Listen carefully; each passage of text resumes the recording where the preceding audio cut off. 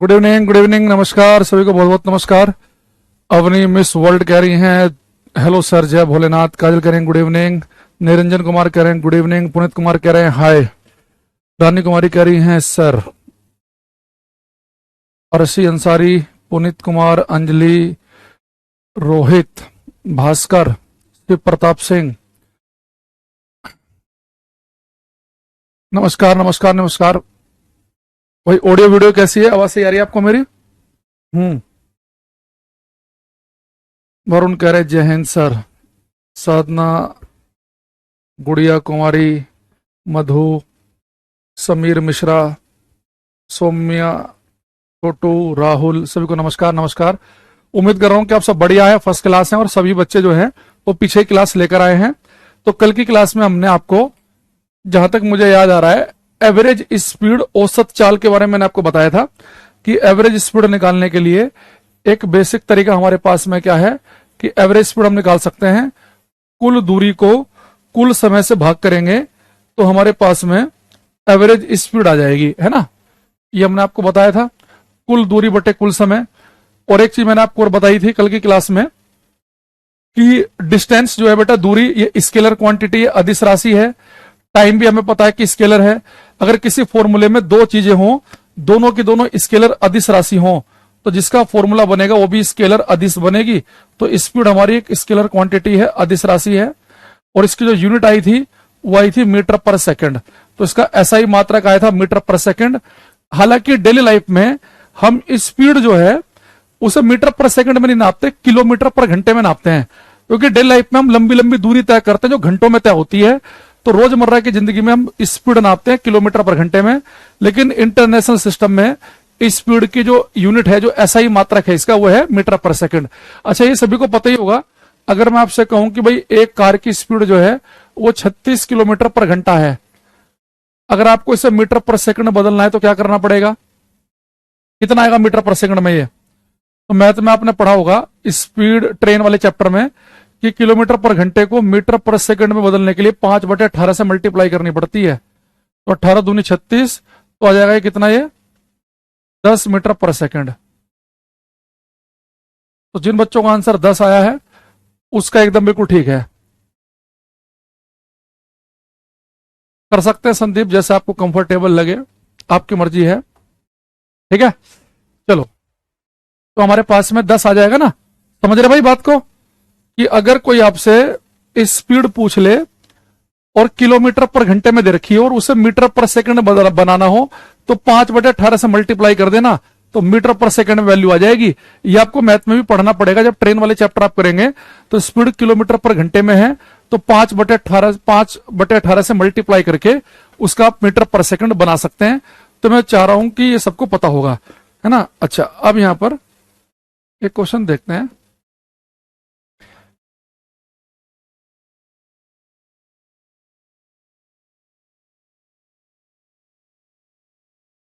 जन्म जन्म जन्म जन्म, एक क्वेश्चन मुझे याद आ रहा है, शायद इसी प्रैक्टिस सेट में है।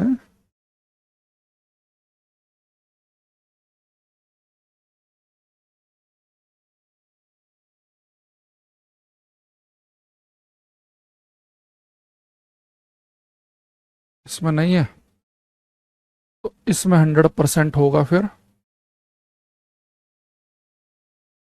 ओहो, ओ 2 मिनट लगेंगे, थोड़ा सा मुझे क्वेश्चन ढूंढना है। हालांकि आसान ही है वो, पर मैं चाह रहा हूं कि आप फॉर्मूला आपको लिखवाया है तो थोड़ा सा आप उसकी फील लें और वो क्वेश्चन आप करें जरूर, ठीक है। इजी क्वेश्चन है, टफ नहीं है बिल्कुल भी।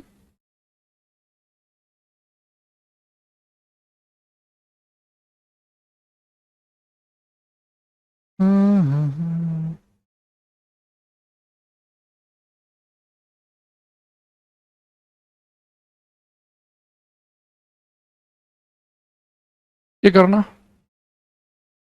ये क्वेश्चन आपको ट्राई करना है। सिंपल सा क्वेश्चन आपके सामने है, ये करेंगे। सर मेरा चैट प्राइवेट हो गया है, पहले तो बेटा चैट की स्पेलिंग सही लिखो तुम। कैसे ठीक करें। तो प्राइवेट चैट जो है प्राइवेट ही रहती है, पब्लिक नहीं होती। आप केवल अपना ही कमेंट देख सकते हैं, किसी और का नहीं देख सकते। ये कोई यूट्यूब नहीं है कि सबके कमेंट दिखेंगे आपको। इसने कहा कि एक लड़का अपने घर से 1 घंटे में एक समान वेग से 4 किलोमीटर दूर स्थित रेलवे स्टेशन पहुंचता है और वह स्टेशन पर आधे घंटे का आराम लेता है। तत्पश्चात वह अपने घर 1.5 घंटे में समान चाल से चलते हुए लौटता है।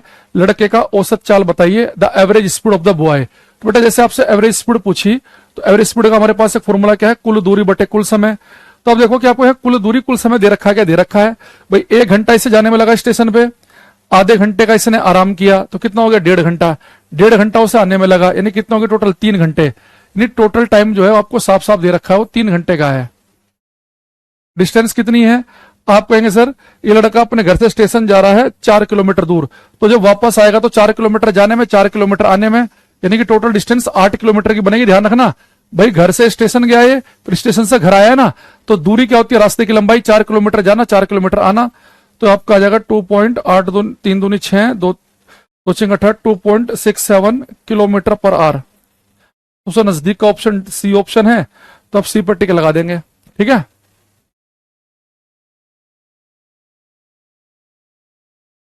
एक बच्चा कह रहा है sir my name is Rahul Kumar, मैं जेई का स्टूडेंट हूं, मुझे प्राइवेट कॉलेज में एडमिशन लेना है, क्या प्राइवेट कॉलेज अच्छा होगा। भाई अगर आप जेई के स्टूडेंट हो तो जेई निकालो, गवर्नमेंट कॉलेज में एडमिशन लो। प्राइवेट कॉलेज तो उनके लिए होता है, इससे कहीं एडमिशन नहीं हो पाता तो चलो प्राइवेट कॉलेज में ले लेते हैं। प्राइवेट स्कूल बढ़िया होते हैं, कॉलेज होते हैं प्राइवेट, सरकारी बढ़िया। तो अगर आपका कहीं जेई मेन से जेई एडवांस निकालने के बाद आपका अच्छे सरकारी स्कूल में हो रहा तो बढ़िया है। प्राइवेट कॉलेज कौन ले रहा है, जैसा कहीं नहीं हो रहा, चलो भाई प्राइवेट में एडमिशन ले लो, प्राइवेट में तो हो ही जाएगा। ठीक है, चलो अब देखो बेटा, कई बार यहां पे तो क्या था कि जब यहां पे आपने एवरेज स्पीड निकाली तो आपने बड़े आराम से निकाल ली। कुल दूरी भी साफ साफ दे रखी थी कि 4 किलोमीटर स्टेशन तक गया, 4 किलोमीटर आया, 8 किलोमीटर हो गई। टाइम भी दे रखा था कि 1 घंटे में गया, आधे घंटे आराम किया, 1.5 घंटे में आया, टोटल 3 घंटे हो गए। तो कुल दूरी बटे कुल समय साफ साफ दे रखा था। लेकिन कई बार आपको एवरेज स्पीड निकलवाएगा और थोड़ा अलग तरीके से। ये जो मैं आपसे पूछने वाला हूं ये काम का है, खासतौर से उन पेपर में जहां पे न्यूमेरिकल आ जाते हैं, तो उन बच्चों को थोड़ा सा खास तौर से ध्यान पे देखना है इसे। क्वेश्चन देखो मेरा ये है कि भाई एक व्यक्ति जो है उसने कहा कि एक व्यक्ति अपनी यात्रा का आधा भाग, तो आधा भाग मान लो कि d/2, तो आधा भाग जो है वो 20 मीटर पर सेकंड की स्पीड से तय करता है, और बचा हुआ जो भाग है यानी कि वो भी तो आधा ही होगा, वो तय करता है 30 मीटर पर सेकंड की स्पीड से। तो बताओ इसकी एवरेज स्पीड औसत चाल क्या होगी, कोई बच्चा बताएगा। उसने क्या कहा कि एक यात्रा का आधा भाग, मान लो टोटल यात्रा 100 किलोमीटर की है, तो पहले 50 किलोमीटर 20 की स्पीड से चला, अगले 50 किलोमीटर 30 की स्पीड चला।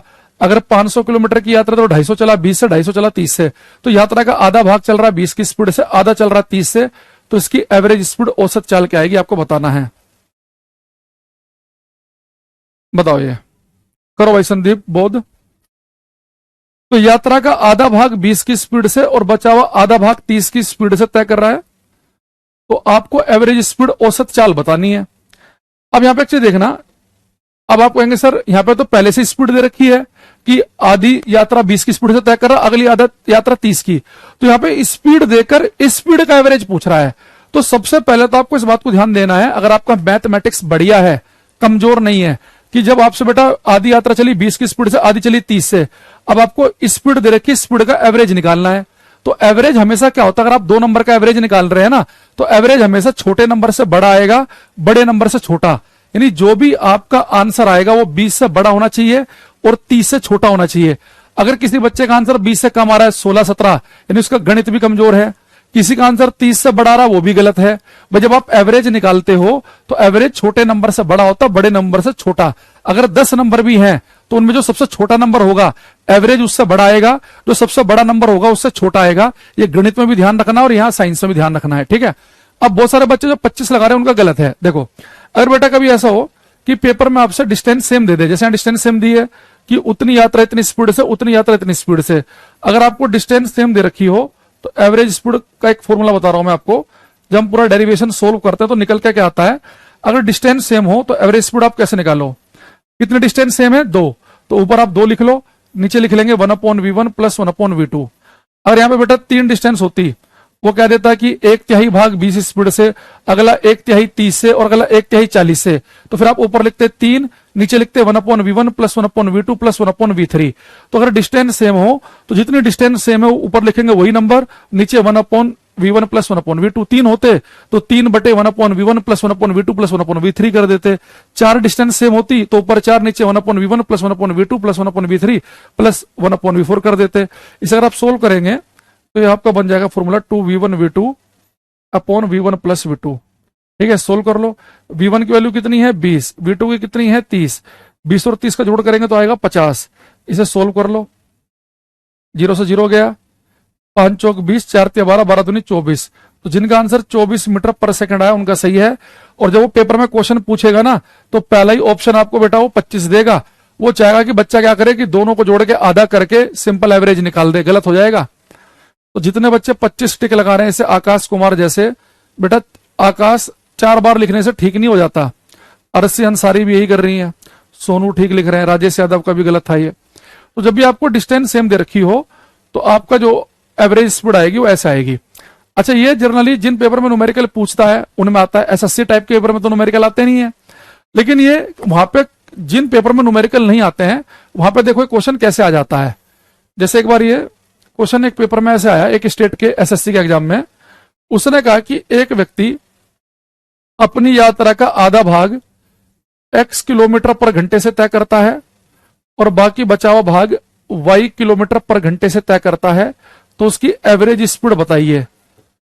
तो आधा भाग x की स्पीड से, अगला आधा भाग y की स्पीड से। अब डिस्टेंस है सेम, अगर डिस्टेंस सेम हो भाई, आधा आधा भाग तो बराबर ही है ना, तो आधी दूरी x की स्पीड से बची y की से। अगर डिस्टेंस सेम हो तो एवरेज स्पीड कैसे आती है? फॉर्मूला है 2v1v2 upon v1 plus v2। तो 2v1 है x, v2 है y, नीचे आ गया x प्लस y। अगर ये स्पीड भी किलोमीटर पर घंटे में, ये भी किलोमीटर पर घंटे में है, तो एवरेज भी किलोमीटर पर घंटे में ही आएगी। तो 2xy upon x plus y हमारा आंसर आ गया। तो जिनमें थ्योरेटिकल क्वेश्चन आते हैं वहां पे ऐसे पूछ सकता है। अब देखो यहाँ पे आपके साथ समस्या क्या होगी। मैंने कहा कि अगर डिस्टेंस सेम हो, अगर दूरी सेम हो, तो जितनी डिस्टेंस सेम है ऊपर आप वो नंबर लिखेंगे, नीचे 1/v1 प्लस 1/v2 कर देंगे। लेकिन डिस्टेंस सेम है ये कई बार आपको पेपर में पता ही नहीं चलेगा। डिस्टेंस सेम है वो कैसे कैसे घुमा के आपसे पूछेगा, उसे समझना। कई बार तो ऐसे लिखेगा यात्रा का आधा भाग इतनी स्पीड से, आधा इतनी से, तो आधा आधा भाग समझ के डिस्टेंस सेम है। कई बार ऐसे बोलेगा कि पहले 100 किलोमीटर इतनी स्पीड से, अगले 100 किलोमीटर इतनी स्पीड से, तो डिस्टेंस सेम है। लेकिन कई बार वो कैसे पूछेगा, ऐसे कह देगा कि एक बच्चा अपने घर से स्कूल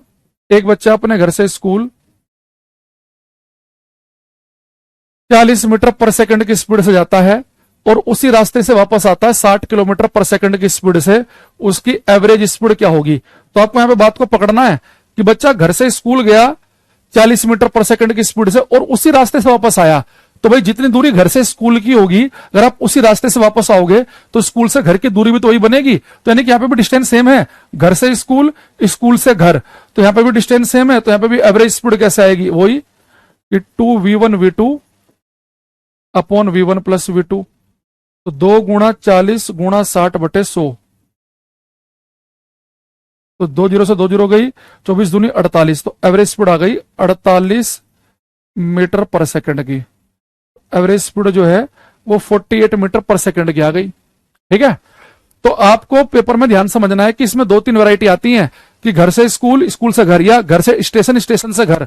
तो अगर उसी रास्ते से आप घर से स्कूल जा रहे हैं, स्कूल से घर वापस आ रहे हैं, तो जो दूरी जाने की होगी वही आने की होगी, डिस्टेंस सेम हो तो एवरेज स्पीड हम ऐसे निकालते हैं।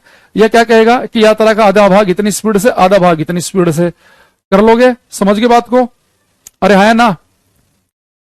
अर्शी, देशराज, देवव्रत, काजल, नैन, सबका ठीक है। हालांकि हमने पूछा नहीं था आपसे, इस क्वेश्चन का आंसर हमने बताया था, इसका मैं आपसे पूछूंगा, इसका आपको बताना है। बेटा अगर पेपर में आ जाए कि एक व्यक्ति शुरुआत के 5 घंटे 12 मीटर पर सेकंड से तय कर रहा है और अगले 5 घंटे जो है वो 24 मीटर पर सेकंड से तय कर रहा है, तो इसकी एवरेज स्पीड क्या होगी?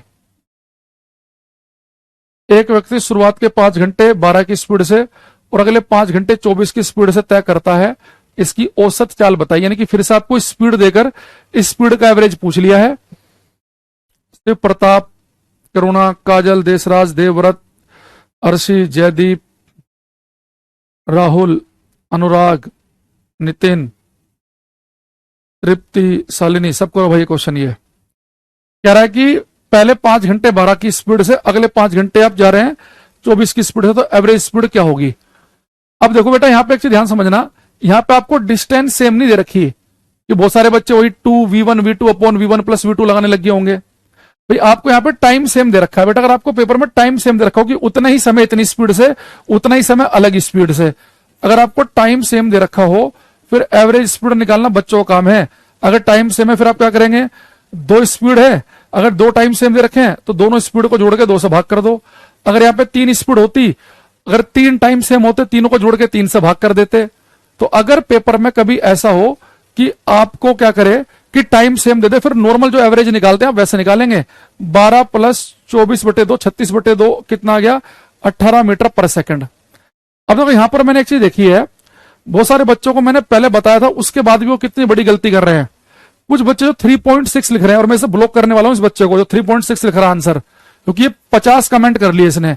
एक बच्चा एक ही कमेंट करे, इस बात को ध्यान रखना। अब यहां पे एक चीज समझो कि जब मैंने कहा कि अगर टाइम सेम दे रखा हो तो एवरेज कैसा आएगा, दोनों स्पीड को जोड़ के 2 से भाग कर दो। ये स्पीड भी मीटर पर सेकंड में, ये भी मीटर पर सेकंड में, दोनों को जोड़ के 2 से भाग करेंगे तो एवरेज भी मीटर पर सेकंड में आएगा। भाई एक बात बताओ, मैंने जब आपको बता दिया कि जब भी आप एवरेज निकालेंगे, एवरेज हमेशा छोटे नंबर से तो बड़ा होता है और बड़े नंबर से छोटा, तो आपका आंसर 12 से बड़ा आना चाहिए, 24 से छोटा आना चाहिए। तो 3.6 कैसे आंसर आ जाएगा आपका। मतलब बताने के बाद भी आप लोग गलत कर दे रहे हो। भाई मैंने आपसे क्या बोला कि जब भी आप एवरेज निकालो, 10 नंबर हो, 2 हो, 5 हो, एवरेज हमेशा सबसे छोटे नंबर से बड़ा होगा, सबसे बड़े से छोटा होगा। तो आपको इतने बुद्धि नहीं है आप में कि 12-24 का जब हम ये भी स्पीड है ये भी स्पीड है, इनका एवरेज निकाल रहे हैं, तो एवरेज जो है 12 से बड़ा 24 से छोटा आना चाहिए। और दूसरा, बहुत सारे बच्चे यहाँ पे 2v1 v2 upon v1 plus v2 लगाना शुरू कर दिया उन्होंने, बहुत सारे बच्चों ने लगा दिया। ये फॉर्मूला कब काम करता है, अगर 2 डिस्टेंस सेम हो। यहाँ पे 2 डिस्टेंस सेम नहीं है, 2 टाइम सेम है, तो उन्होंने कर दिया 12 गुणा 24, 24 और 12 को जोड़ेंगे तो कितना आ जाएगा, 36। पर जब 36 3 8 24, वो 16 निकाल के आ रहे हैं। तो जिनका 16 आ रहा है उनका बिल्कुल गलत आंसर है 16 वालों का, क्योंकि यहाँ पे डिस्टेंस सेम नहीं है, यहाँ पे टाइम सेम है। तो आपको बड़े ध्यान समझना है, अगर टाइम सेम दे रखा हो तो सिंपल एवरेज निकालो। 4 स्पीड होंगी, चारों को जोड़ के 4 से भाग कर दो, 2 स्पीड है, दोनों को जोड़ के 2 से भाग कर दो। लेकिन अगर डिस्टेंस सेम हो कि घर से स्कूल वो दूरी 40 की स्पीड से, आते समय वही दूरी 60 से, अगर डिस्टेंस सेम है तो ऐसे करेंगे। ठीक है, पता चला बात का मतलब। सबसे पहले जो ऑप्शन आपको बाहर करना चाहिए कि मेरा आंसर 12 से बड़ा होगा 24 से छोटा होगा, तो 24 से बड़े वाला ऑप्शन बाहर करो, 12 से कम वाला बाहर करो, आप उसी को आंसर बता दे रहे हो। भाई मैथ में भी तो ऐसे ही होता है। मान लो कि मैं आपसे यहां पे कह दूं कि मेरे पास में कुछ नंबर हैं 6 3 12 16 36 11, इनका एवरेज क्या होगा। तो सिंपल अर्थमेटिक एवरेज कैसे निकालते हैं आप, 1 2 3 4 5 6, इन सबको जोड़ के 6 से भाग कर दोगे। तो आपको पहले से पता है कि आपका जो आंसर आएगा, इन सब में सबसे छोटा नंबर है 3, तो मेरा आंसर आएगा 3 से बड़ा। 36 सबसे बड़ा नंबर है, 36 से छोटा आएगा।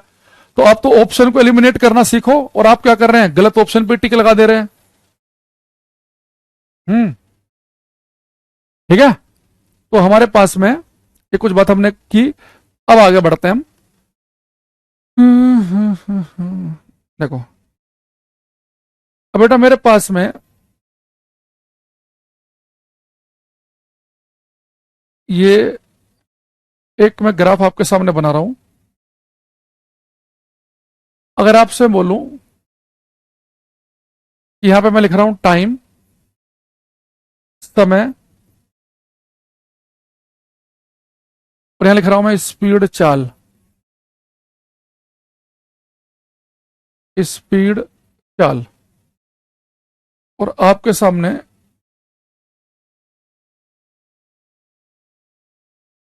ये ग्राफ मैंने बनाया। पहले आप ये बताओ कि एक ग्राफ आपको क्या बता रहा है, इस ग्राफ से आपको क्या इंफॉर्मेशन मिल रही है, पहले बताओ। सोनू भाई, जब सजेशन मांगेंगे तब देना, अभी नहीं मांग रहे ना सजेशन आपसे, तो अभी पढ़ाई करो।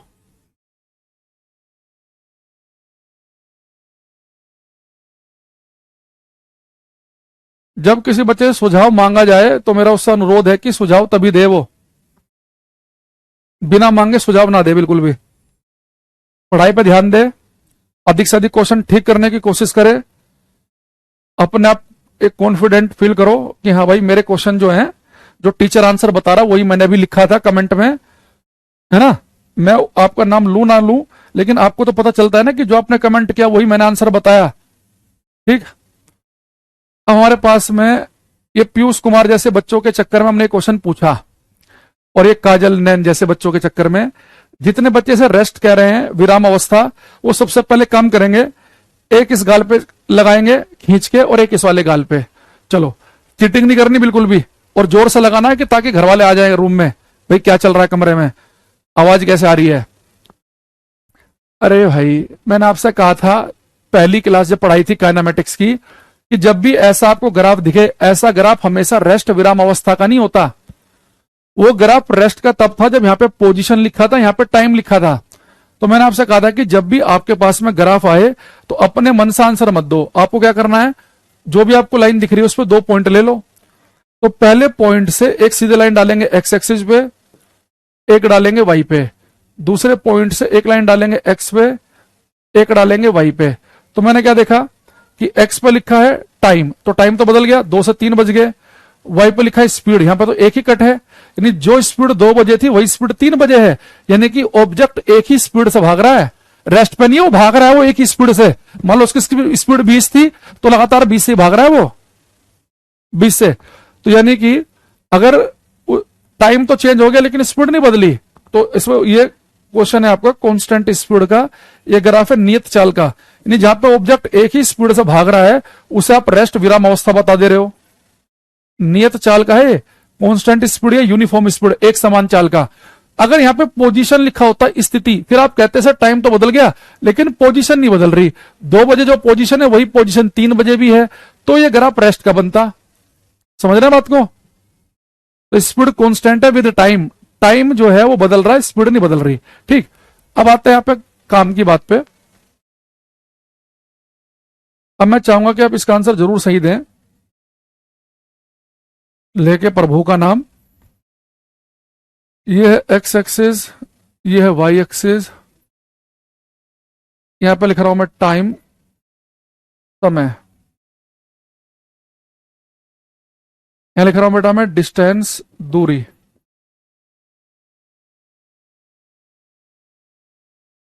दो कार पी और क्यू के लिए, 2 कार हैं पी और क्यू, उनके लिए बेटा मैं ग्राफ बना रहा हूं आपके सामने। दूरी और समय के लिए 2 कार पी और क्यू के लिए ग्राफ है। ये कार है पी, ये कार है क्यू। तो आपको बताना है कि कार पी और क्यू के लिए दूरी समय का ग्राफ आपके सामने बनाया है, आपको बताना है कि कौन सी कार ज्यादा तेज स्पीड से चल रही है, कार पी की स्पीड ज्यादा है कि कार क्यू की स्पीड ज्यादा है, आपको ये बताना है। Which car is moving fast,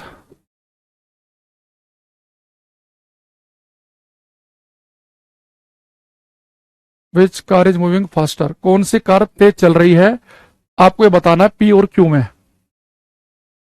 आकाश यादव जी का एक आंसर हमारे पास बिल्कुल ठीक आया है, शुरुआत बढ़िया हुई इस बार। सोनू का भी सही है। देखो, तो इस क्वेश्चन को करने के 2 तरीके हैं। जैसे आपसे कहा उसने कि भाई किस कार की स्पीड ज्यादा है, आपको सर आपने ग्राफ दिया है, दूरी और समय का पूछ आप स्पीड रहे हो कि कौन सी कार तेज चल रही है, तो कैसे बताएंगे। अगर मैं आपसे कहूं कि 2 कार हैं, ये कार 1 घंटे में 20 किलोमीटर दूर गई, ये कार 1 घंटे में 100 किलोमीटर दूर गई, आप कहोगे सर ये वाली तेज है, 1 घंटे में 20 किलोमीटर जा रही है, 100 किलोमीटर जा रही है, यानी जो कार उतने ही समय में अधिक दूर जाएगी उसकी स्पीड ज्यादा है, सीधी सी बात है। तो स्पीड के लिए आपको ये बताना पड़ेगा कौन सी कार तेज चल रही है कि सेम समय में जो ज्यादा दूर जाएगी। तो आप टाइम को फिक्स कर लो, जैसे मान लो आपने यहाँ पे बेटा टाइम 0 था, यहां से जहां से स्टार्ट करते हैं उसे 0 मानते हैं, मान लो ठीक 1 घंटे बाद की बात है, तो देखते हैं ठीक 1 घंटे के बाद कौन सी कार ज्यादा दूर गई। तो ठीक 1 घंटे के बाद ये कार पी जो है, अगर आप देखेंगे ठीक 1 घंटे में ये यहाँ पे जीरो था, यहाँ पे मान लो कि 1 घंटा, 1 घंटे में कार जो पी है ये केवल इतनी दूरी तय की इसने, मान लो कि 10 किलोमीटर की, लेकिन इसी 1 घंटे में ठीक सेम टाइम में कंपेयर करना है, ठीक इसी 1 घंटे में कार क्यों तो इतना दूर चली गई, इतना दूर चली गई है, 10 था तो मान लो कि 22-23 किलोमीटर है ये। तो ये जो 1 घंटे में ही कार पी चल रही है 10 किलोमीटर, उसी 1 घंटे में जा रही है 22 किलोमीटर, तो कार क्यू जो है ये फास्ट है। तो हमारा आंसर क्या बनेगा, कार क्यू, जो सब बच्चों ने बताया। अच्छा, इसी चीज को अब अलग तरीके से समझना। अगर मैं आपसे एक बात कहूं कि मेरे पास में 2 कार हैं, दूरी और समय का ग्राफ है पी और क्यू के लिए। अगर मैं एक चीज देखूं, जो कार पी है इसका जो स्लोप है, इसकी जो ढाल है वो कम है, भाई कार पी जो है वो कम एंगल पर झुका हुआ है एक्स एक्सिस से, और जो कार क्यू ज्यादा कोण पर झुका हुआ है। यानी कि इसका मतलब आप ये समझ सकते हैं कि जिस कार का स्लोप ज्यादा होगा तो कार पी का स्लोप कम है, कार क्यू का ज्यादा, जिस कार का स्लोप ज्यादा उसकी स्पीड कैसी होगी, ज्यादा। तो यानी कि अगर आपके पास में दूरी और समय का ग्राफ हो तो जिस कार का स्लोप आपको ज्यादा दिखे, जिस वस्तु का स्लोप, जिसका एंगल ज्यादा दिखे एक्स एक्सिस से, जो ज्यादा बड़ा एंगल बना रहा हो, यानी कि उसकी स्पीड ज्यादा है। तो पेपर में क्वेश्चन आता है कि अगर आपके पास में दूरी और समय का ग्राफ है तो इसके स्लोप से आप क्या बता सकते हैं, इसकी ढाल से क्या बता सकते हैं। तो आप कहेंगे डिस्टेंस और टाइम का ग्राफ हो तो इसके स्लोप से हम स्पीड बता सकते हैं, कम स्लोप होगा तो स्पीड कम, ज्यादा स्लोप होगा तो स्पीड कैसी होगी, ज्यादा। तो यहां पर एक चीज लिखेंगे इंपोर्टेंट लिखकर, the slope of distance time graph curve gives speed. Hindi में लिखेंगे दूरी समय ग्राफ के वक्र की ढाल, दूरी समय ग्राफ के वक्र की ढाल, मतलब उसमें जो लाइन है वक्र की ढाल चाल देती है। तो ये याद रखना भाई, डिस्टेंस और टाइम का ग्राफ है तो इसके स्लोप से हमें स्पीड मिलेगी, और स्लोप जितना ज्यादा होगा स्पीड उतनी ज्यादा होगी, यानी कि स्पीड जो होगी वो स्लोप के प्रोपोर्शनल है। स्लोप ज्यादा तो जिसका स्लोप ज्यादा उसकी स्पीड ज्यादा, जिसकी ढाल ज्यादा उसकी चाल ज्यादा होगी। तो स्लोप पी का कम है तो उसकी स्पीड कम है, क्यू का ज्यादा तो उसकी स्पीड कैसी है, ज्यादा है, क्योंकि उतने ही समय में ये कम दूरी तय कर रहा है, उतने समय में ये अधिक दूरी तय कर रहा है। तो जितना ज्यादा स्लोप होगा स्पीड होगी उतनी ही ज्यादा। अब ये बात अगर आपको समझ में आई तो कल की जो आपको पीएनजी मिली होगी, अगर मिली गई है तो उसमें मैंने क्वेश्चन छोड़ा था ये वाला, तो ये वाला क्वेश्चन करना। ये दूरी और समय का ग्राफ है, इसे करो।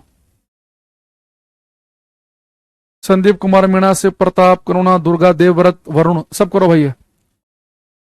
यहां पे अब 1 की 2 की जगह 4 है, ए बी सी डी। ये पहले सी लिखा, फिर डी, फिर ए, फिर बी। तो कह रहा है कि 4 व्हीकल हैं, ए बी सी डी, 4, ये हिंदी में मिसिंग है, यहां पे लिख लो 4 कार।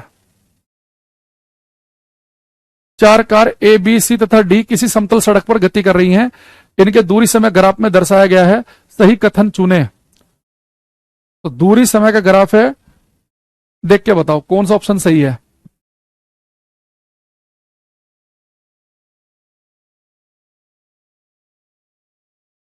क्वेश्चन नंबर भी लिखा करो भाई। आकाश यादव, अर्श अंसारी दोनों का ठीक आंसर है।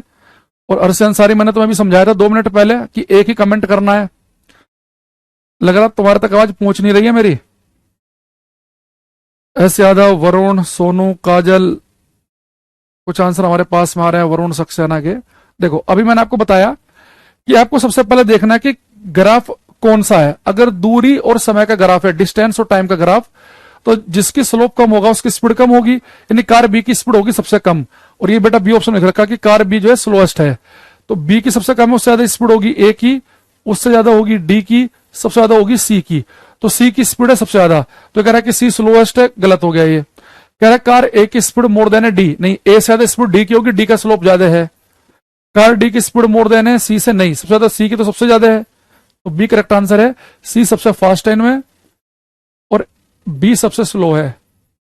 ठीक है, कर लोगे ऐसा क्वेश्चन एकदम देखते ही पेपर में कि जब भी स्पीड पूछेगा तो जिसका स्लोप ज्यादा उसकी स्पीड ज्यादा, पर स्लोप देखते समय देख लेना कि भाई ग्राफ जो है वो दूरी और समय का होना चाहिए, डिस्टेंस और टाइम का ग्राफ। ठीक, तो जो बच्चे बी आंसर दे रहे हैं इस क्वेश्चन का, महक, अंकित, देवव्रत, सौरभ, दिवाकर यादव, सौरभ कुमार मीणा, इन सबको एकदम ठीक आंसर है।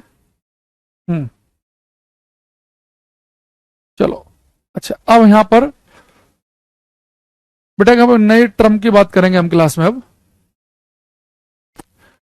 एक चीज और देखना, अगर मैं आपसे कहूं ये बेटा मेरे पास में पहले मैंने डिस्टेंस और टाइम में ग्राफ बनाया था, दूरी और समय में, तो उससे आपको क्या पता चला, दूरी समय का ग्राफ हो तो जिसका स्लोप ज्यादा उसकी स्पीड ज्यादा। दूरी समय के ग्राफ याद रखेंगे, डिस्टेंस और टाइम का ग्राफ है, स्लोप ज्यादा स्पीड ज्यादा, स्लोप कम स्पीड कम, स्लोप कम स्पीड कम।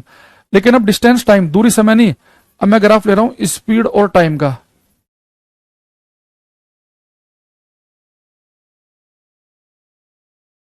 स्पीड और टाइम का मैं ग्राफ ले रहा हूं, एक वस्तु के लिए ग्राफ है ये स्पीड और टाइम का। यहाँ पे टाइम भी जीरो है, तो यहाँ पे स्टार्टिंग में एक्स पे क्या लिखा है, टाइम, यानी कि यहाँ पे टाइम क्या है, जीरो, और वाई पे क्या लिखा है, स्पीड, स्पीड भी कितनी है, जीरो। यहाँ पे टाइम भी जीरो है और स्पीड भी जीरो, ठीक है।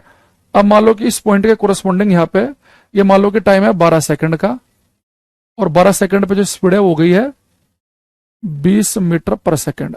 तो आपको इस ग्राफ को देख के बताना है कि वस्तु ने 12 सेकंड के अंदर कितनी दूरी तय की। आपको बताना है find distance travelled in 12 second. 12 second में चली गई दूरी, 12 सेकंड में चली गई दूरी, 12 सेकंड में चली गई दूरी बतानी है क्या होगी। इसमें थोड़ा सा दिमाग लगा करना। स्पीड और टाइम का ग्राफ देके इस बार दूरी पूछ लिया मैंने, पहले मैंने डिस्टेंस और टाइम का ग्राफ देके स्पीड पूछा था, इस बार स्पीड और टाइम का ग्राफ देके डिस्टेंस पूछ ली। आकाश यादव का गलत हो गया है, इस बार शुरुआत खराब हुई है। सोनू का ठीक है आंसर एकदम, देशराज का भी गलत है।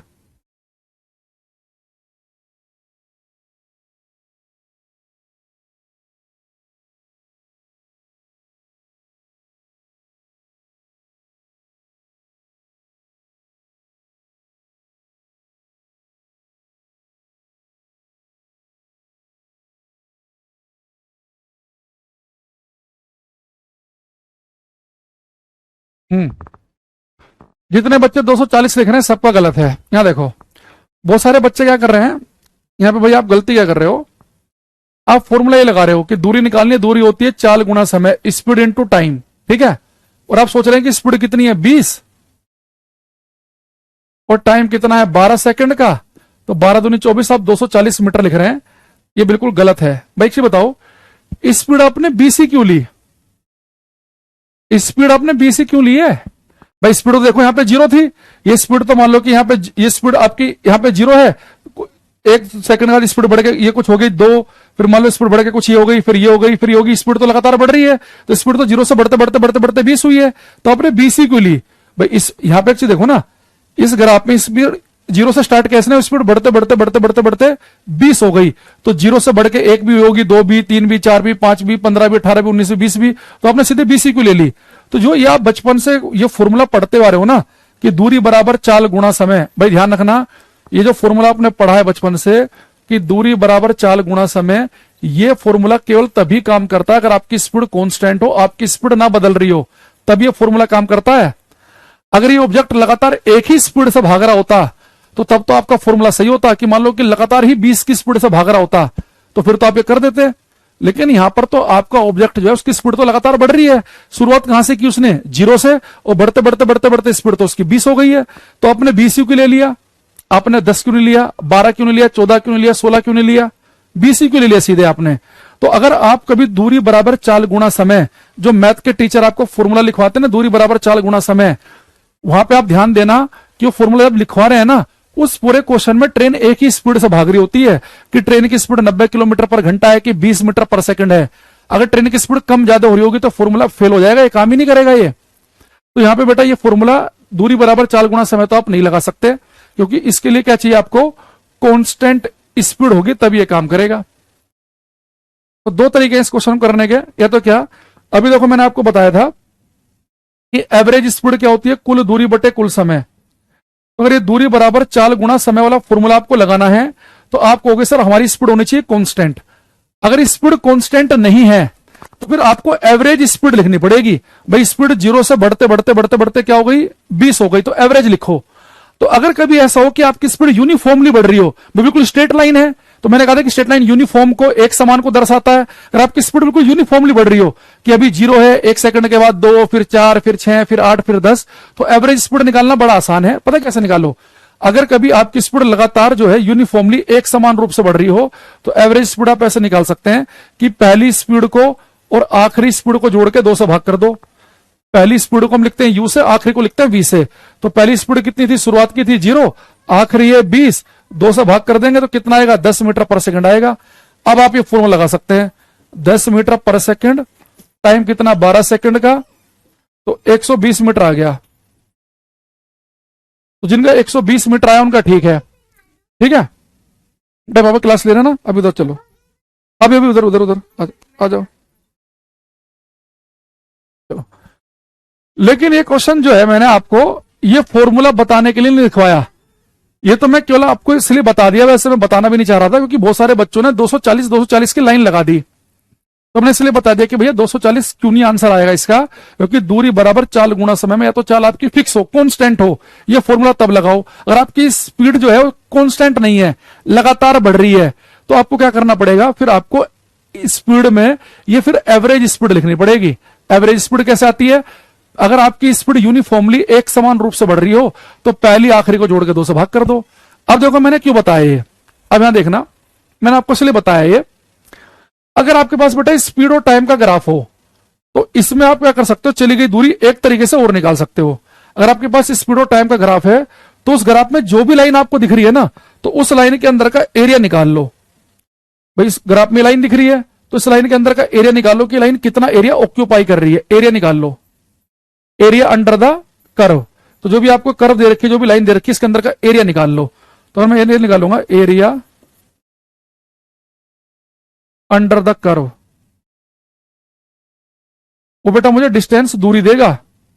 अब मुझे एक चीज बताओ, इस लाइन के अंदर कितना एरिया है? ये किसका एरिया दिख रहा है आपको? सर त्रिभुज का। तो त्रिभुज का एरिया क्या होता है? 1/2 बेस इंटू हाइट।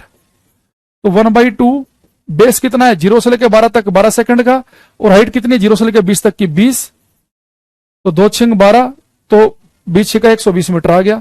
तो मैं आपको केवल आपको यह बताना चाह रहा था कि अगर पेपर में कभी आ जाए कि अगर आपके पास में स्पीड और टाइम का ग्राफ हो तो उस ग्राफ के अंदर जो कर्व है उसके अंदर का क्षेत्रफल क्या देता है, पेपर में ये पूछेगा कि स्पीड और टाइम का ग्राफ है तो उसके अंदर का क्षेत्रफल क्या देता है, तो हम बताएंगे चली गई दूरी देगा। ठीक है, न्यूमेरिकल टाइप के क्वेश्चन जो है वो हर पेपर में नहीं आते, लेकिन जिन पेपर में न्यूमेरिकल नहीं आते एसएससी टाइप के में, तो वहां पे ये पूछ लेगा कि स्पीड टाइम के ग्राफ के अंदर का क्षेत्रफल क्या देगा, डिस्टेंस। अगर मैं आपसे कहूं कि डिस्टेंस और टाइम का ग्राफ है तो उसमें स्लोप क्या देता है, स्पीड देता है। तो डिस्टेंस टाइम का ग्राफ है तो स्लोप से स्पीड मिलेगी, स्पीड और टाइम का ग्राफ है तो उसके अंदर जो भी लाइन होगी वो देख लो कि वो लाइन कितना एरिया घेर रही है। तो यहां पे एरिया किसका बन गया, त्रिभुज का। लेकिन अगर यही मैं क्वेश्चन ऐसे अगर मैं यहां पे लाइन ऐसे बना देता तो वो लाइन जो एरिया घेरती वो आयत का बनता, रेक्टेंगल का। फिर आप लिखते एरिया बनता लंबाई गुणा चौड़ाई, फिर आपका 12 गुणा 20, फिर आपका 240 आंसर आ जाता। लेकिन यहां पे आपको सबसे पहले देखना पड़ेगा कि जो लाइन है उसने जो एरिया अंडर जो एरिया है वो त्रिभुज का एरिया है कि रेक्टेंगल का एरिया है। यानी कि आप हमेशा ये फॉर्मूला लगा दो। तो मैं आपको जो इसमें लिखवाना चाह रहा हूं पहले वो लाइन लिख लो।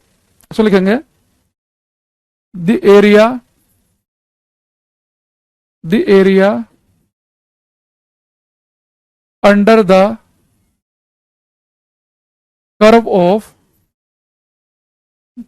The area under the curve of speed time graph, speed time graph gives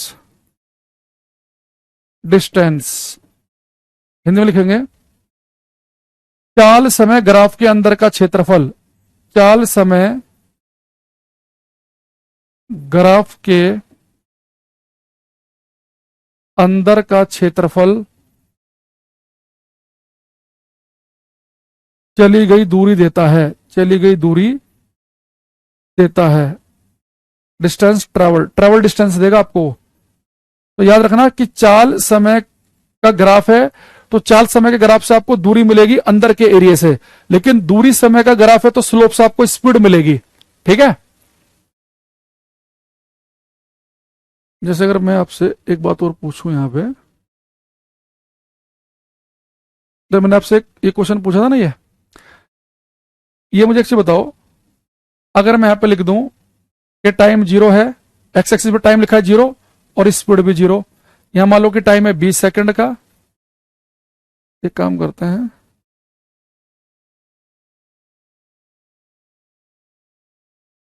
इस वाले पॉइंट के कोरेस्पॉन्डिंग जो स्पीड है,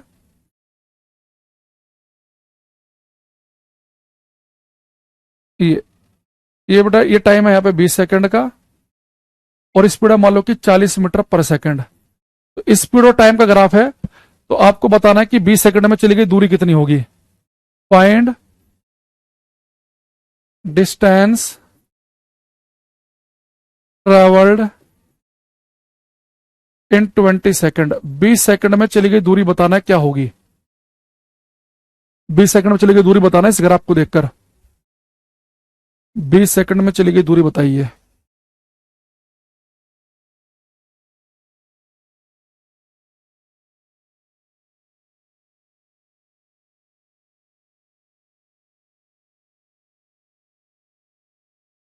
प्रीति गुप्ता कह रही है क्लास रुक रुक के चलता है, रिकॉर्डेड फॉर्म में भी। बेटा अपना नेट सही कराओ तुम, यहां हमारे क्वेश्चन लिखते बच्चे आंसर दे रहे हैं। देशराज, सोनू, अनुदेश, जयप्रताप, समीर मिश्रा, राजेश यादव, बहुत बढ़िया, लाइन से ठीक है। अनु सिंह, पूजा कुमारी, राधिका, सौरभ, हिमानी, एक सौरभ कुमार मीणा का गलत है अभी तक, एस यादव, बाकी सबका ठीक है। अमन कुमार ने भी गलत कर दिया। बेटा एक चीज बताओ, आप फिर से वो रट्टेबाजी कर रहे हैं। आप एक चीज देखो, अगर आपके पास में स्पीड और टाइम का ग्राफ है, अगर आप इसके अंदर का क्षेत्रफल निकालेंगे तो आपको डिस्टेंस मिल जाएगी। एरिया अंडर द कर्व निकालो, एरिया अंडर द कर्व, वक्र के अंदर का क्षेत्रफल, वो क्या देगा आपको, डिस्टेंस देगा। अब यहां पे एक चीज देखना, स्पीड टाइम का ग्राफ जो है उसमें तो ये है लाइन, तो इस लाइन के अंदर का जो क्षेत्रफल होगा, इस बार त्रिभुज थोड़े ना बन रहा है वो, कि जब त्रिभुज का फॉर्मूला लगा रहे हो, इस बार जो इसके इस लाइन के अंदर का क्षेत्रफल बन रहा है वो तो रेक्टेंगल आयत का बन रहा है। तो यहाँ पे जो area under the curve, curve के अंदर का जो क्षेत्रफल आपको डिस्टेंस देगा, डिस्टेंस को लिख रहा हूं मैं डी से, वो क्या है बेटा, वो इस बार आयत है। आयत का क्षेत्रफल होता है लंबाई गुणा चौड़ाई, लेंथ इंटू ब्रेथ। तो लेंथ कितनी है 20 सेकंड की और हाइट कितनी है 40 की, तो 800 मीटर आएगा।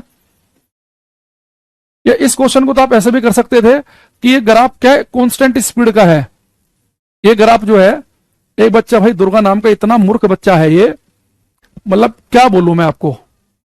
और ऐसे बच्चे जो है फिर सुनते हैं, फिर कहते हैं मास्टर जी आप गुस्सा हो जाते हो। ये जब से क्लास में आया है, मैं लेट हो गया हूं इसलिए मुझे समझ में नहीं आ रहा है, मैं लेट हो गया हूं इसलिए समझ में नहीं आ रहा है। अरे भाई तुम्हें पता है कि तुम लेट हो गए, समझ में नहीं आ रहा, तो क्लास को बंद कर दो। जब क्लास खत्म हो जाएगी तो तब देखना। ये मूर्ख तब पुणे की लाइन लिखे जा रहा है तब से। अरे इससे घर वाले सुन रहे हो साथ में इसके साथ क्लास, तो उसके कान पे 4 लगाओ अभी जोर जोर से। अब आपको तो एक चीज और दिख रही है, भाई ये ग्राफ जो है तो कांस्टेंट स्पीड का है, तो दूरी बराबर चाल गुणा समय, जो हमारे पास में फॉर्मूला है दूरी बराबर चाल गुणा समय, ये कांस्टेंट स्पीड पे तो काम करता है। ये आप डायरेक्ट इससे भी कर सकते थे, भाई स्पीड कितनी है 40 मीटर पर सेकंड की, टाइम है 20 सेकंड का, तो 800 मीटर आ गया। आप चाहे इससे कर लो। तो भाई ये नहीं कि आप हमेशा रट्टा मार लो। भाई जब भी आपके स्पीड और टाइम का ग्राफ हो, अगर वहां पे जो लाइन है, अगर उसके अंदर का जो क्षेत्रफल है वो आयत का है, तो आयत का फॉर्मूला लगाओ, लंबाई गुणा चौड़ाई। अगर वो लाइन ऐसे है, उसके अंदर का क्षेत्रफल अगर त्रिभुज का है, तो त्रिभुज का फॉर्मूला लगाओ। तो वैसे करना पड़ेगा, ठीक है। तो ये आपको, अब जितनी बातें मैंने आपको पिछले 1 घंटे में बताई, यही बात 2 लाइन में भी खत्म हो सकती थी, केवल 3 से 4 मिनट में। कि भाई चलो एक लाइन लिख लो कि अगर पेपर में आ जाए कि स्पीड और टाइम का ग्राफ है, चाल समय का ग्राफ है, उसके अंदर का क्षेत्रफल दूरी देगा, ये रट लो। एक में कह देता है कि दूरी और समय का ग्राफ है, डिस्टेंस टाइम का, उसका स्लोप निकाल लो, स्पीड देगा, तो आपका खत्म हो जाता 3-4 मिनट में ही। पर लेकिन आप उसे फील नहीं कर पाते, तो अल्टीमेटली चीज 5 मिनट की निकली, लेकिन वो हमें लंबे समय तक याद रहेगी कि अगर हमारे पास डिस्टेंस और टाइम का ग्राफ है, दूरी समय का ग्राफ है, और 3-4 कार की स्पीड में अगर कंपेयर कराए, तो जिस कार का स्लोप कम होगा उसकी स्पीड कम, जिसका स्लोप ज्यादा होगा उसकी स्पीड ज्यादा। लेकिन स्पीड और टाइम का ग्राफ है तो हम अंदर का क्षेत्रफल निकाल के दूरी बता देंगे कितनी है। समझ गए? अरे है ना। ये बच्चे कह रहा मेरा 800 आया था, मुझे लगा शायद गलत है। कोई नहीं, तुम कमेंट करो, कौन सा तुम्हें कोई देख रहा है कि बेइज्जती हो जाएगी तुम्हारी। ये इतना मत सोचा करो। आप जो भी आपको जितना आपको आता है उस लॉजिक के आधार पर आप आंसर बताओ। वो सही गलत तो बाद की बात है। अभी कोई आप पेपर में थोड़े ना बैठे हो, अभी तो आप सीखने के प्रोसेस में हो। अभी से इतना टेंशन नहीं लेनी, क्योंकि अभी हम क्या कर रहे हैं, चीजों को भी हम सीख रहे हैं। तो सीखने का प्रोसेस है, तो इसलिए उसमें इतना टेंशन नहीं लेंगे। अब लिखेंगे यहां पे हम एक शब्द, वेलोसिटी, वेग।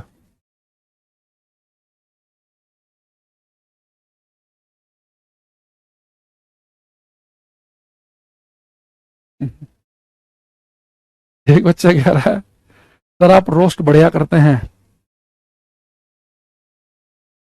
आपको लगता होगा कि मास्टर जी गुस्सा हो जाते हैं, और टीचर का भी लगता होगा, पर टीचर क्या करता है ना, वो बच्चे सामने तो बैठे नहीं है, वो बहुत अवॉइड करता है कि कमेंट पे ध्यान ना दे। और उससे फिर दिक्कत क्या होती है कि बच्चों के साथ हम कनेक्ट नहीं हो पाते। ऐसे ऐसे वाहियात कमेंट चलते रहते हैं ना, हम पढ़ा रहे हैं, कुछ भी कमेंट चल रहे हैं, कितना पढ़ा दिया है, मैं अभी आया हूं, क्या रिप्लाई करो उसका। कोई एक ही कमेंट बार बार, नमस्कार नमस्कार नमस्कार नमस्कार नमस्कार, कोई एक लाइन वही लिख देगा, मेरा नाम लो मेरा नाम लो मेरा नाम लो। हर तीसरा कमेंट तो ही चल रहा होता है कमेंट बॉक्स में। पूछेंगे कुछ बताया कुछ, मैं लेट हो गया हूं, तो क्या करें भाई, बताएगा भी मैं लेट हो गया हूं, क्या करें इससे अब हम। तो इसलिए हम बहुत अवॉइड कर रहे हैं। जब आपके सामने हम करते हैं ना, वो पीक पे जाने के बाद होता है, क्योंकि हम चाहते हैं कि आपका समय खराब ना हो। अपना इतना कीमती समय आपका पढ़ाई का, और दूसरा आपका डेटा भी खर्च कर रहे हैं आप। आईपीएल का फाइनल है, उसे छोड़ के आप लाइव क्लास ले रहे हैं, तो यानी कितने सीरियस हैं आप अपनी पढ़ाई को लेकर। उसके बाद भी इतने बच्चे लाइव आए हैं। मुझे था कि आज बहुत कम बच्चे शायद लाइव रहेंगे, लेकिन आपको लगा कि पढ़ाई ज्यादा इंपॉर्टेंट है, आपने उसे प्रेफरेंस दी। तो वो चीज कुछ बेवकूफों के चक्कर में कई बार डिस्टर्ब हो जाती है, जो केवल टाइम पास कर रहे हैं। अब यहां पे मैंने एक शब्द लिखा, वेलोसिटी, वेग। अब ये जो वेलोसिटी है, जो वेग है, बहुत सारे बच्चों को ये लगता है कि चाल और स्पीड, सॉरी, चाल और वेग, स्पीड और वेलोसिटी एक ही बात है। अगर बेटा दोनों एक ही बात होती, स्पीड और वेलोसिटी अगर एग्जैक्ट एक बात होती, तो हम दो नए अलग अलग शब्द क्यों यूज करते, है ना भाई। स्पीड और वेलोसिटी अगर बिल्कुल एक जैसे होते तो दो शब्द क्यों ले रहे हैं, हम एक ही यूज कर लेते। अच्छा, कुछ तो इनमें समानता होगी, जो हमें ऐसा भ्रम है कि दोनों एक ही हैं। तो इस बात को हमें समझना है कि वेग में और चाल में क्या समानता है और क्या असमानता है, उसे ध्यान समझना। देखो, अगर बेटा मैं कभी आपसे कह दूं कि भाई एक बच्चे ने बाइक चलाई,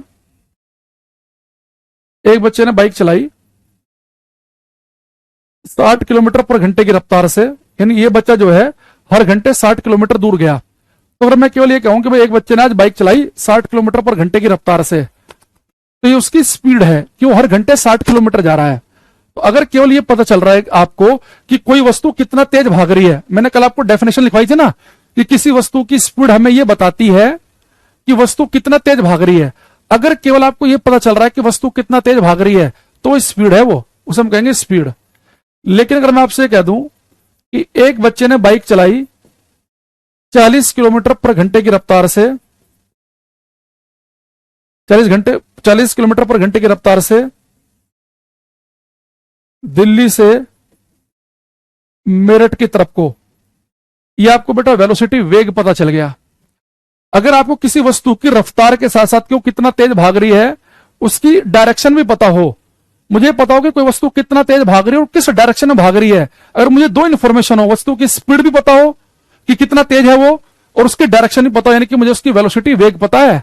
देखो, स्पीड भी मुझे बताती है कि वस्तु कितना तेज भाग रही है, वेलोसिटी भी हमें बताती है कि वस्तु कितना तेज भाग रही है, पर साथ में वेलोसिटी एक इंफॉर्मेशन और देगी कि वस्तु कितना तेज भाग रही है और किस डायरेक्शन में भाग रही है। तो यानी कि अगर आपको किसी वस्तु की वेलोसिटी पता है, तो आपको दो बातें पता है, आपको उसकी स्पीड तो पता ही है, उसकी तेजी तो पता ही है कि रफ्तार क्या है, तो साथ में आपको उसकी डायरेक्शन भी पता है। तो वेग जो होता है वो होता है चाल इंटू दिशा। तो अगर किसी बच्चे को एक कार की, ट्रेन की, बस की रफ्तार के साथ साथ में पता चल रहा हो कि वो किस तरफ भाग रही है, यानी कि आपको उसकी वेलोसिटी, उसका वेग पता है। यानी जब आपको वेलोसिटी पता होगी, जब आपको वेग पता होगा, तो आपको दो चीजें पता होनी चाहिए, एक तो कितना तेज चल रही है और साथ में किस डायरेक्शन में चल रही है। अब मैं यहां से एक बड़ा प्यारा क्वेश्चन पूछूंगा, थोड़ा दिमाग लगा के आंसर देना। क्वेश्चन मेरा आपसे यह है कि अगर किसी वस्तु की स्पीड कांस्टेंट हो, किसी वस्तु की चाल नियत हो, यानी स्पीड बदल ना रही हो, स्पीड 12 किलोमीटर पर घंटा है तो 12 किलोमीटर पर घंटा ही हो, अगर किसी वस्तु की स्पीड कांस्टेंट हो, किसी वस्तु की चाल नियत हो, तो उसकी वेलोसिटी कांस्टेंट होगी या नहीं होगी, ये आपको बताना है। अगर किसी वस्तु की स्पीड कांस्टेंट है, उसकी चाल नियत है, तो उसका वेग कांस्टेंट होगा या नहीं, ये बताओ। अगर किसी वस्तु की स्पीड कांस्टेंट है, अगर किसी वस्तु की स्पीड कांस्टेंट है, तो उसकी वेलोसिटी कांस्टेंट होगी या नहीं, ये बताओ।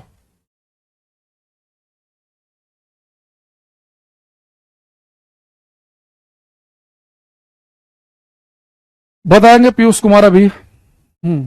वीर का एक आंसर आया है।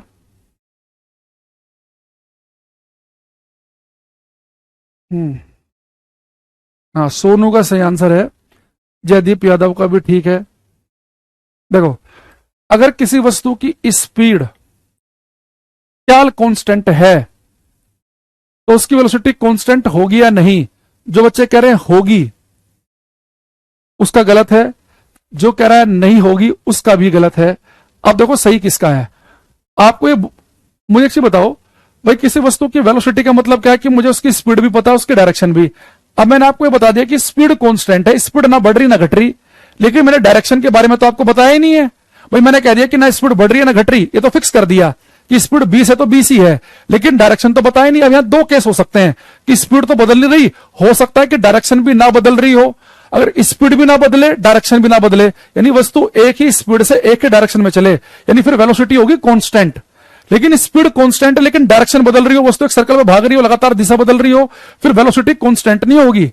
वेलोसिटी कांस्टेंट तभी हो सकती है अगर मैं आपसे कहूं एक वस्तु का वेग नियत है, एक वस्तु की वेलोसिटी कांस्टेंट है। इसका मतलब है कि ना स्पीड बदलनी चाहिए ना डायरेक्शन बदलनी चाहिए। तो अगर आपसे मैंने कहा कि एक वस्तु की स्पीड कांस्टेंट है, तो आप कहेंगे सर वेलोसिटी कांस्टेंट हो भी सकती है और नहीं भी, क्योंकि अब डायरेक्शन का तो हमें पता ही नहीं है, स्पीड तो नहीं बदल रही, हो सकता है कि डायरेक्शन भी ना बदल रही हो, फिर तो स्पीड कांस्टेंट है। लेकिन स्पीड तो बदल नहीं रही, हो सकता है कि डायरेक्शन लगातार बदल रही हो, तो फिर वेलोसिटी कांस्टेंट नहीं कहलाएगी। एक वस्तु 20 मीटर पर सेकंड से पूरब में भाग रही है, एक 20 मीटर पर सेकंड से नॉर्थ में भाग रही है, दोनों की वेलोसिटी अलग अलग है। तो यहां पर एक चीज लिखेंगे हम इसमें, इफ स्पीड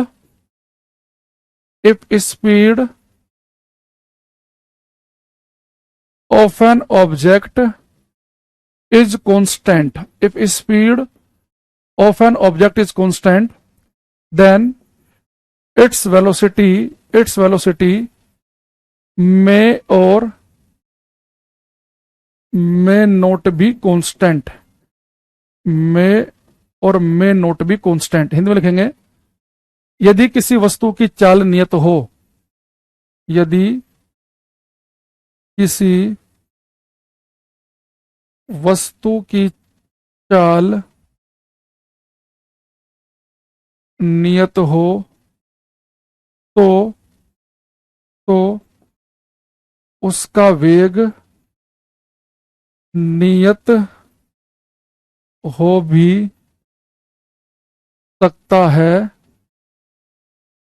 और नहीं भी, और नहीं भी। यदि किसी वस्तु की चाल नियत हो तो उसका वेग नियत हो भी सकता और नहीं भी।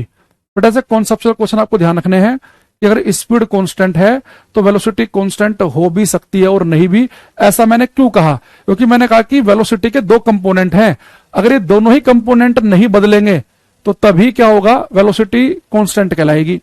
अच्छा, अगर कोई आपसे पूछे भाई वेलोसिटी है क्या एक्चुअल में, आप कहेंगे भैया वेलोसिटी कुछ नहीं, वेलोसिटी स्पीड ही तो है। भाई वेलोसिटी स्पीड तो बता रही है, किसी वस्तु की वेलोसिटी उसकी स्पीड ही है, पर एक गिवन डायरेक्शन में, एक दी हुई दिशा में। तो अगर मैं कह दूं कि एक वस्तु 60 किलोमीटर पर घंटे से पूरब में भाग रही है, तो वेलोसिटी क्या, स्पीड तो है 60 किलोमीटर पर घंटा, लेकिन कहां, पूरब दिशा में।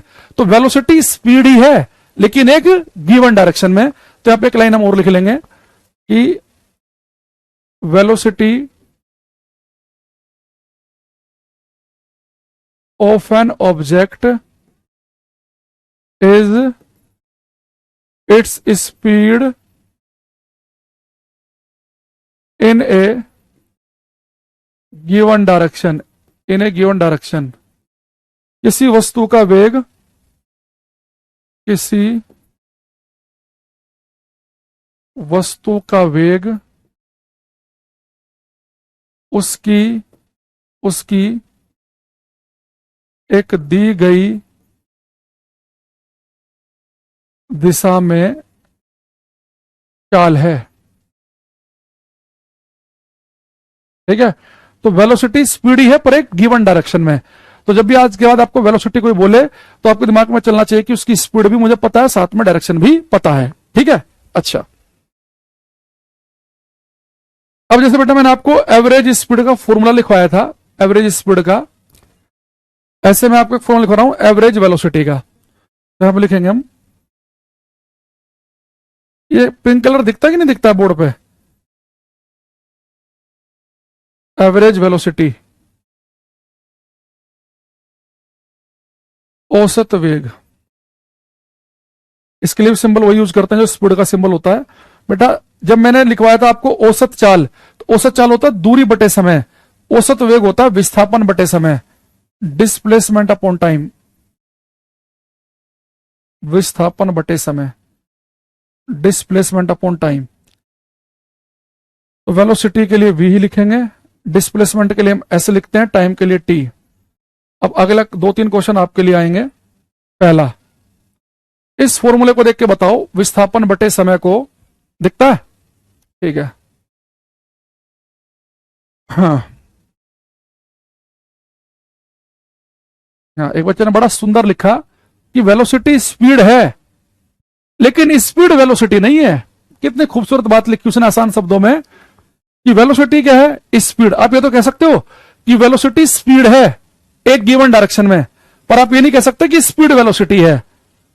वेलोसिटी स्पीड है लेकिन स्पीड वेलोसिटी नहीं है, क्योंकि अगर मैं कह दूंगा कि स्पीड वेलोसिटी है तो यानी स्पीड के पास डायरेक्शन होगी, डायरेक्शन तो स्पीड के पास होती ही नहीं है।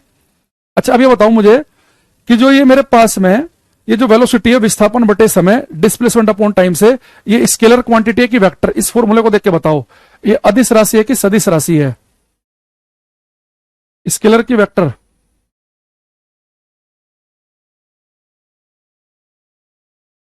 स्केलर है कि वेक्टर है?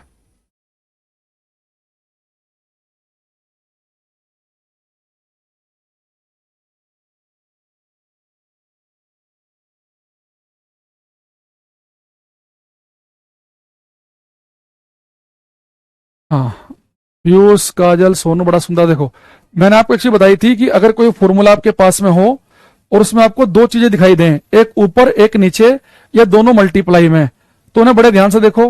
बेटा डिस्प्लेसमेंट विस्थापन मैंने कल आपको वेक्टर क्वांटिटी में दो ही लिखवाए थे, डिस्प्लेसमेंट और करंट डेंसिटी। तो डिस्प्लेसमेंट विस्थापन तो वेक्टर क्वांटिटी है, इसके ऊपर तीर बना दो। और टाइम हमने कल लिखवाया था कि आपको स्केलर है। अगर दो में से एक क्वांटिटी वेक्टर हो तो जिसका फॉर्मूला वो वेक्टर बनेगा। तो वेलोसिटी एक वेक्टर क्वांटिटी है, सदिश राशि है, सदिश। ठीक, यानी कि डायरेक्शन है इसके पास, वेक्टर क्वांटिटी है ये। दूसरी चीज, अगर बेटा मान लो कि कोई पार्टिकल अगर एक स्ट्रेट लाइन में ही चल रहा हो, तो मैंने कल आपको बताया था उसके पास दो ही डायरेक्शन हो सकती हैं, या तो ये वाली इसे हम बोलेंगे पॉजिटिव डायरेक्शन, इसे हम बोलेंगे नेगेटिव। तो मान लो कि एक पार्टिकल इधर को भाग रहा है, इसका नाम ए है, इसकी स्पीड है 2 मीटर पर सेकंड। एक इधर को भाग रहा है, इसकी है 4 मीटर पर सेकंड। यह है बी। तो बेटा अगर आप ए की वेलोसिटी लिखना चाहोगे ना तो आप ऐसे लिखोगे, ए की वेलोसिटी, वेलोसिटी में क्या होता है, स्पीड भी और डायरेक्शन भी। स्पीड कितनी है, 2 मीटर पर सेकंड, और डायरेक्शन क्या है इसकी, पॉजिटिव। तो आप लिखेंगे प्लस 2 मीटर पर सेकंड। लेकिन इस वाले पार्टिकल की जब वेलोसिटी लिखेंगे ना तो वो लिखेंगे -4 मीटर पर सेकंड, यानी कि वेलोसिटी वेक्टर क्वांटिटी है। अगर कोई पार्टिकल इधर को भाग रहा है, उसकी वेलोसिटी आपने अगर पॉजिटिव ली है, तो ठीक उसके जो अपोजिट भाग रहा होगा उसके नेगेटिव लेनी पड़ेगी। वो वेक्टर क्वांटिटी के साथ में ऐसा नहीं होगा कि जो पार्टिकल इधर भाग रहा है उसकी वेलोसिटी भी पॉजिटिव लिख दो, इस वाले की भी पॉजिटिव लिख दो। कि वेक्टर क्वांटिटी के पास तो डायरेक्शन होती है, अगर ये वाली डायरेक्शन पॉजिटिव मानी है तो अपोजिट वाली नेगेटिव माननी पड़ेगी। तो जो इधर पार्टिकल भाग रहे हैं अगर उन सबका वेग आप पॉजिटिव ले रहे हैं तो ठीक अपोजिट भागने वालों का नेगेटिव लिखना पड़ता है। तो वेलोसिटी एक वेक्टर क्वांटिटी है, सदिश राशि है, ठीक है। अच्छा, इसकी यूनिट, इसका मात्रक क्या बनेगा भाई? डिस्प्लेसमेंट, विस्थापन को मीटर में नापते हैं, कल बताया था मैंने आपको। और टाइम की यूनिट क्या होती है? Second, SI unit. तो इसका भी मात्रक क्या बन जाएगा? मीटर पर सेकंड बन जाएगा। एसआई यूनिट बन जाएगी मीटर पर सेकंड। तो वेलोसिटी और स्पीड दोनों को मीटर पर सेकंड में नापते हैं। दोनों ये तो बताते हैं कोई वस्तु कितना तेज भाग रही है, बस साथ में डायरेक्शन भी बता देता है ये, ठीक। तो मेरे पास में एवरेज स्पीड का फॉर्मूला क्या बना? दूरी बटे समय, डिस्टेंस अपॉन टाइम। वेलोसिटी का फॉर्मूला क्या बना? विस्थापन बटे समय, डिस्प्लेसमेंट अपॉन टाइम। दोनों के फॉर्मूले याद रखने हैं। अब एक क्वेश्चन आप करेंगे। ये बेटा एक स्विमिंग पूल है, इसकी लंबाई है 100 मीटर की, और एक तैराक है, एक स्विमर है। ये तैराक ने यहां से चलना शुरू किया, और ये तैराक जो है इसने चलना शुरू किया, इस वाले सिरे पे हाथ लगाया और वापस वहीं पर आ गया, ठीक है। जहां से चला था वहीं पे वापस आ गया। और इस काम में से टोटल जो लगे वो लगे 25 सेकंड लगे टोटल। तो यानी कि तैराक जो है 100 मीटर लंबा स्विमिंग पूल था, इधर गया, टकरा के वापस आ गया। तो इसमें बताओ कि इसकी एवरेज स्पीड क्या होगी और एवरेज वेलोसिटी क्या होगी? एक ही कमेंट में कोमा लगा के लिखेंगे। एवरेज स्पीड क्या है और एवरेज वेलोसिटी क्या है?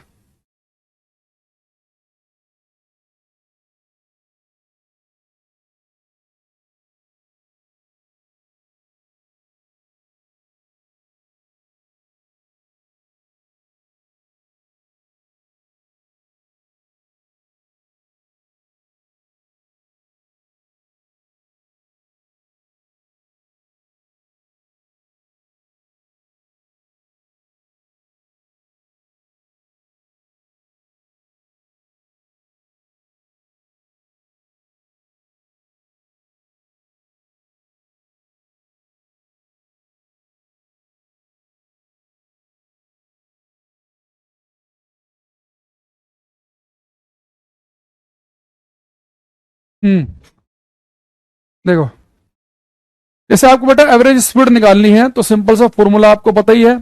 एवरेज स्पीड होती है दूरी बटे समय, तो डिस्टेंस क्या होती है? रास्ते की लंबाई। तो 100 मीटर गया होगा स्विमर, 100 मीटर आया होगा, टोटल दूरी कितनी? 200 मीटर की। टाइम कितना लगा? टोटल टाइम मैंने बताया कि 25 सेकंड का लगा पूरे खेल में। आना प्लस जाना पूरा टाइम है आने जाने का, तो 25 अठे 200। तो एवरेज जो स्पीड है वो तो है 8 मीटर पर सेकंड की। एवरेज वेलोसिटी क्या होती है? विस्थापन बटे समय। तो जहां से बेटा चलाए वहीं के वहीं वापस आ गया, विस्थापन 0, यानी एवरेज वेलोसिटी आएगी 0 मीटर पर सेकंड की। तो 8,0 जिसका है उसका ठीक है। लग रहा है आपने बहुत सारे बच्चे 4 लिख रहे हैं, लग रहा है उन्होंने केवल जाने जाने का टाइम 25 मान लिया। मैंने कहा था कि टोटल टाइम आने और जाने का 25 सेकंड है। तो कुल दूरी कितनी है? 100 मीटर जाना 100 मीटर आना, कुल दूरी है 200। टोटल टाइम कितना लगा आने और जाने में? 25 सेकंड का आने प्लस जाने का टाइम है ये। तो 25 अठे 200, 8 मीटर पर सेकंड और 0, ये आंसर आएगा इसका। गजल, अनामिका, देवव्रत,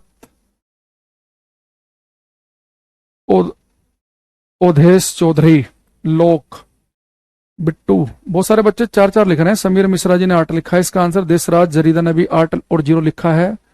वरुण ने भी 8 और 0 लिखा है। हिमानी ने भी 8 और 0 लिखा है। अनुज सिंह ने भी 8 और 0 बताया है ना। देवव्रत त्यागी का भी 8-0 है।